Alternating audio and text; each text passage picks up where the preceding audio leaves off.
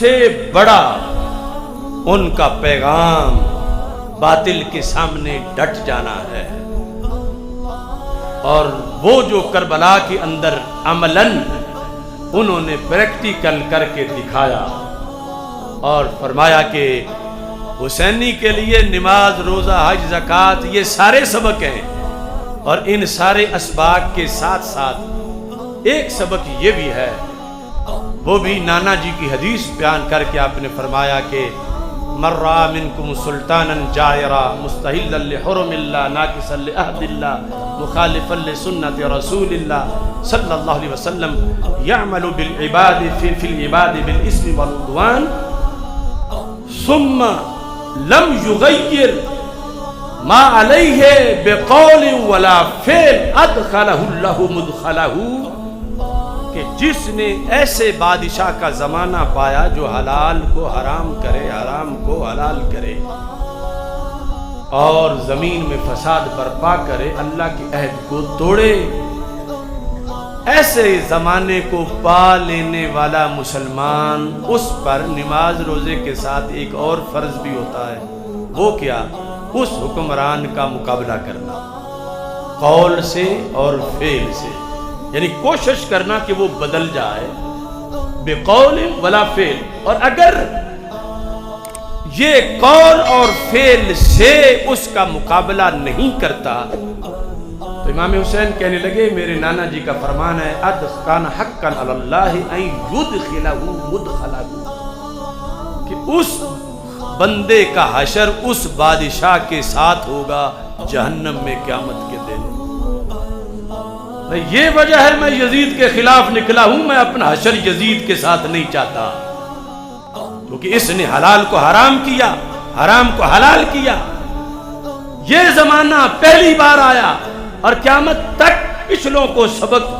میں نے پہنچانا ہے کہ جب پہلی بار آیا ایسا بادشاہ تو روئے زمین پہ حسین زندہ تھے ظاہری حیات میں، اور انہوں نے سب کچھ قربان کیا صرف اس لیے کہ وہ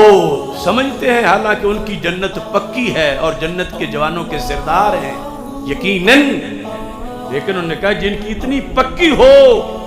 ان کا جب ذمہ ہے تو بعد والوں کا ذمہ کیوں نہیں ہے؟ اس بیس میں میں یزیدیت کے خلاف نکلا ہوں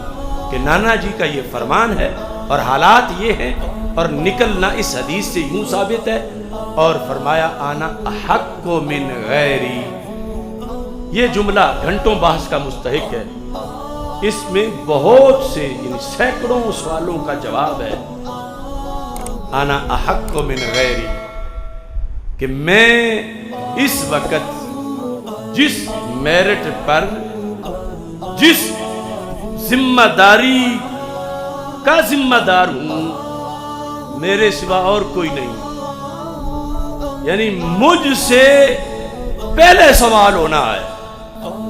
باقی اگر کسی کو ابھی سمجھ نہیں آ رہی اور کل آئے گی تو کل آ گئی تو ان کا تو گزارا ہو جائے گا،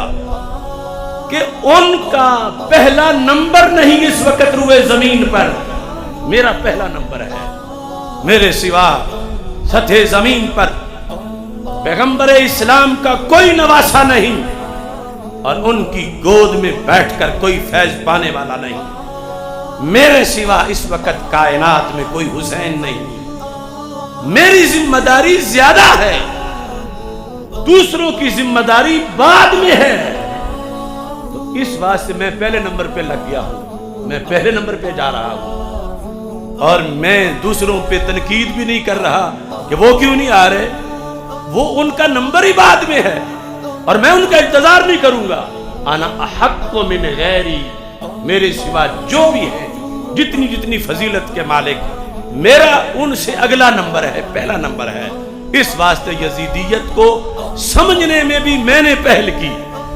دوسروں سے پہلے میں سمجھا کہ یہ اسلام کی گلشن کی ایک خزاں ہے، سب سے پہلے میں سمجھا، میں نے فتویٰ دیا کہ یہ حدود اللہ کا دشمن ہے، تو سب سے پہلے ادراک کرنا مستقبل کے خطرناک حالات کا یہ امام کا کام ہوتا ہے، اور پھر صرف فتوی نہیں دینا، پھر ڈٹ جانا اس باطل کے مقابلے میں یہ بھی امام حسین کا پیغام ہوتا ہے۔